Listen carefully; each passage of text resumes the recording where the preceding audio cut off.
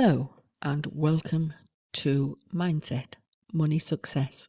And this week I'm going to be talking about healing out loud and how mindset plays a critical role in recovery. For many women over 40, the end of a long-term relationship is not a clean break. It's the beginning of a quiet, grueling battle against a reality that has been systematically distorted. Post-separation abuse often lives in the shadows, hidden in a fine print of legal documents and the silence of a depleted bank account and the suffocating psychological fog of gaslighting.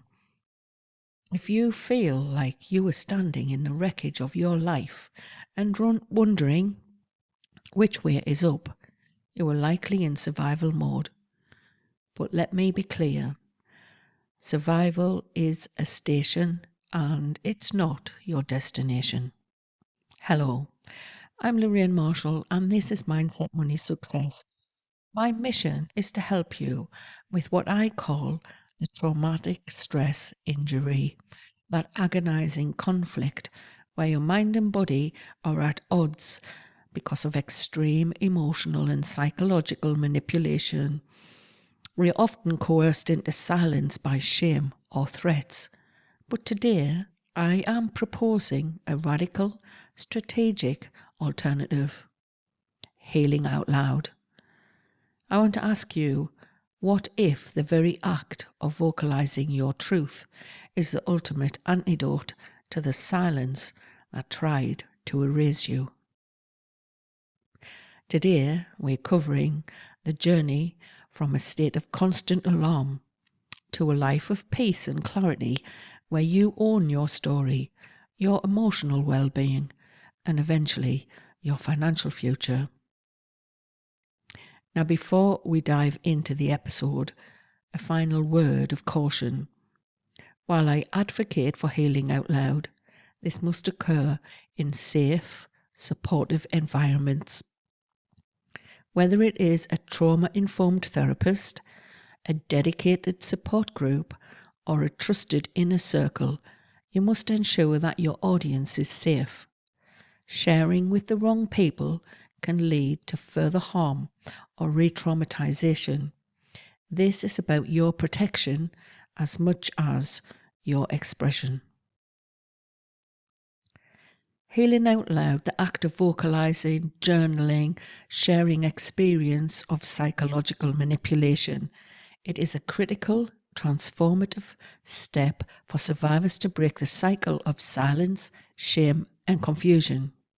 Because psychological abuse, such as gaslighting or coercive control, are designed to distort a victim's reality and erode self-worth.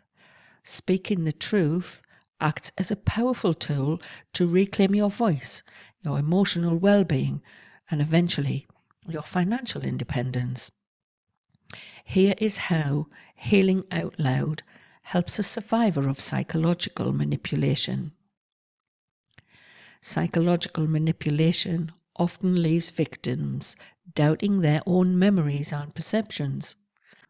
By speaking or writing down experiences, survivors shift from internal doubt to objective reality, and by bringing the truth out from behind closed doors of homes and courtrooms, survivors are validating that they are not crazy or too sensitive, and other survivors are out there having the same experiences as you.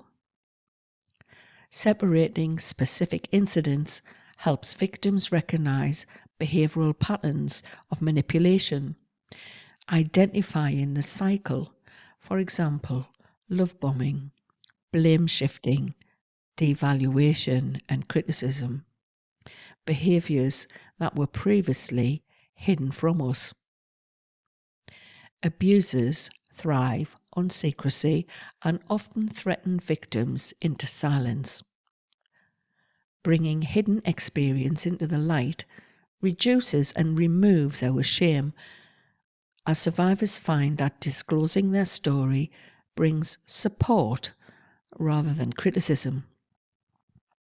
It shifts survivors from passive victim to an active narrator of their own life, taking back power stolen by the abuser, helping others by raising awareness of your experience in the hope that earlier recognition can avoid the long, drawn-out cycle of psychological warfare that ends in emotional and financial devastation that many survivors experience. Manipulation often creates a traumatic stress injury where the victim's mind and body are conflicted. You are trauma bonded to a person that has caused you deep emotional harm. But at the same time, you feel there are strong bonds that feel like deep love. Trauma often stores memories in disjointed fragments. Healing out loud helps structure these into a coherent narrative, making the trauma less overwhelming. I referred to this confusing stage with an analogy of a filing cabinet. All your memories have been thrown out of the filing cabinet and are scattered on the floor.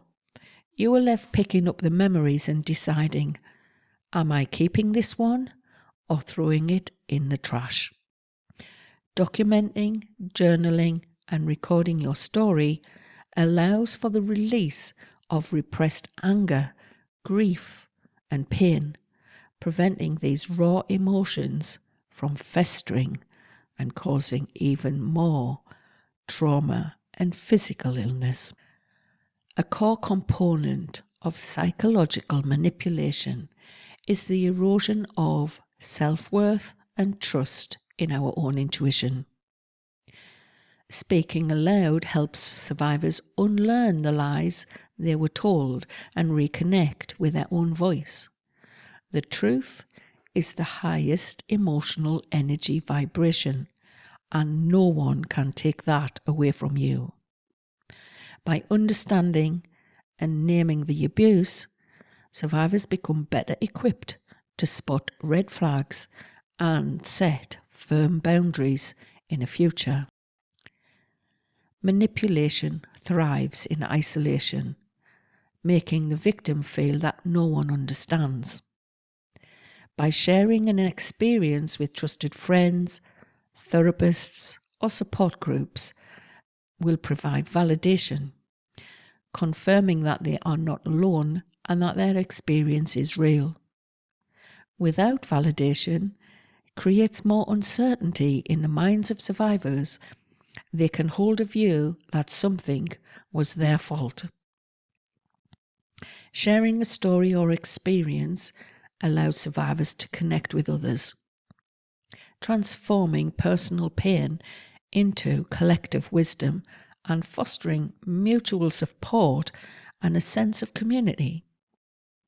You can shift from victim to victor.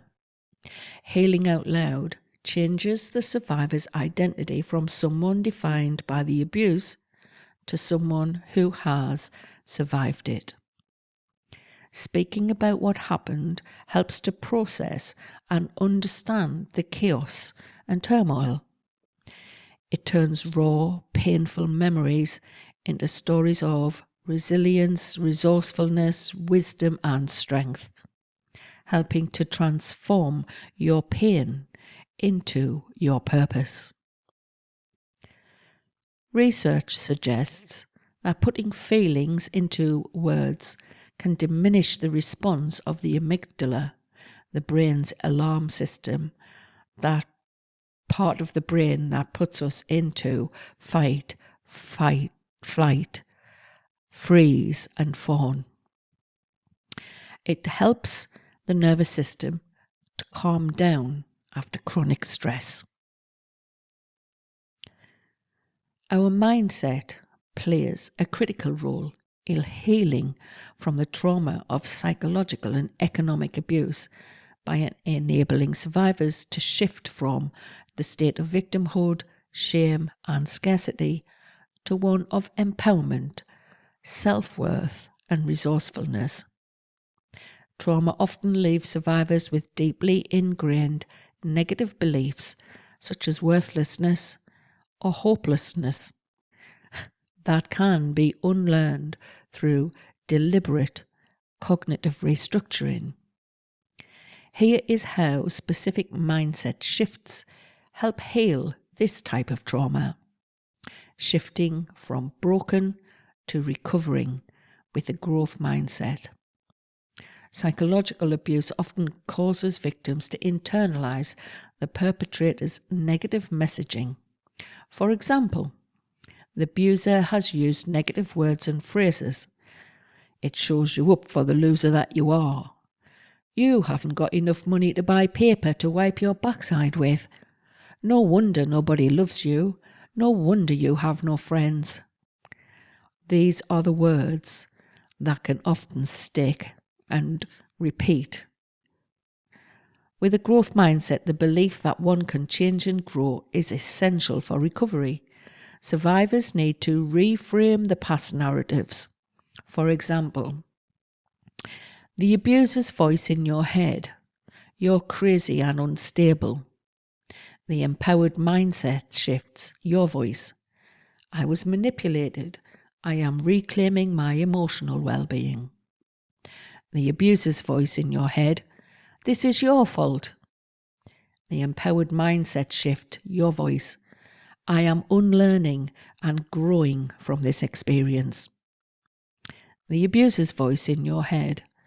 You're damaged goods. I've spoilt you for other men. The empowered mindset shifts. Your voice. I am recovering and building through post-traumatic growth. The abuser's voice in your head. You are nothing without me. The empowered mindset shifts and it's your voice. I am capable of change and finding my financial independence.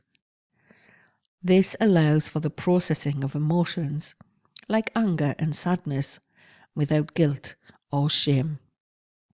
Survivors who can unlearn negative beliefs and recognize their intrinsic worth, utilizing the brain's neuroplasticity, a proactive mindset helps rewire trauma-affected areas through therapy and positive experiences. Instead of defining themselves by the abuse, survivors can adopt a mindset of post-traumatic growth, transforming their pain into strength and finding new purpose.